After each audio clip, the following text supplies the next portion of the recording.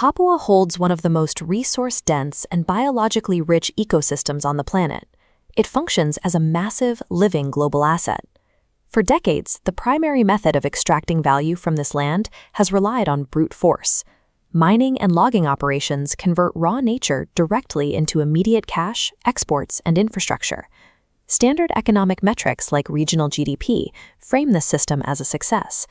On paper, revenue figures climb, and the region appears to grow wealthier every year.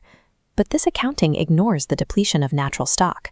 GDP tracks the money coming in from sales, while treating the destruction of the underlying resource as if it has no cost.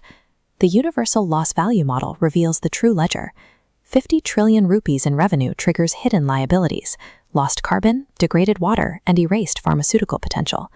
Destroying 1 hectare creates 700 million rupees in lost value. When these costs outweigh income, actual net wealth decreases. This model liquidates a permanent natural inheritance for a single payout, effectively selling off long-term security at a steep discount. A universal regenerative economy offers a different path, where economic systems generate revenue while actively increasing the region's natural and human capital. This transformation treats the landscape as a highly specialized biological laboratory, where every hectare holds vast untapped chemical and genetic potential. The living ecosystem provides a massive economic opportunity through bioprospecting. Researchers can identify active molecules, natural pharmaceuticals, and rare genetic resources found only in these specific tropical environments. To capture this value, Papua must apply strict local downstreaming, or hilir-sasi, to its bioindustry. Exporting raw plants is the least profitable use of the resource. Retaining the entire value chain is the key.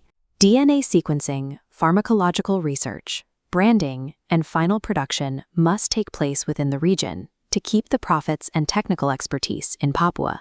Since this model relies on traditional knowledge, indigenous communities transition into the roles of shareholders and owners.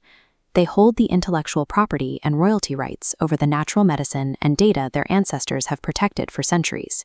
Transforming raw biological potential into exclusive knowledge creates a self-sustaining industry. It produces high-value products that generate recurring revenue without depleting the source. Strategic mining remains necessary for global technology and clean energy infrastructure, but its role in the economy must be strictly managed. New rules for extraction would mandate absolute protection for critical habitats, the full internalizing of environmental costs, and a requirement for local processing. A sovereign wealth fund is the financial mechanism fixing the extractive ledger, ensuring mining revenue builds a future outlasting the mine itself. For every unit of finite resource removed, an equal value converts into a permanent financial asset. The principal capital remains untouched. Only the investment yields fund critical development, like universities, clean energy grids, and specialized biotech laboratories. Converting finite geological reserves into human and financial capital ensures the region can sustain its economy long after the mines have closed. This chart tracks net universal wealth over 50 years.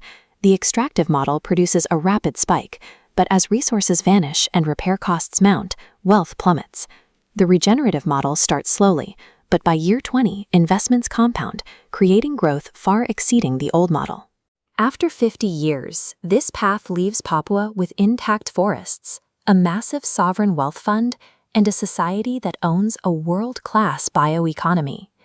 This shift requires a new perspective on success, one that looks past temporary revenue to prioritize the growth of intergenerational wealth. Rebuilding Papua relies on a legacy of living systems and self-sustaining industries, a wealth that grows instead of running out.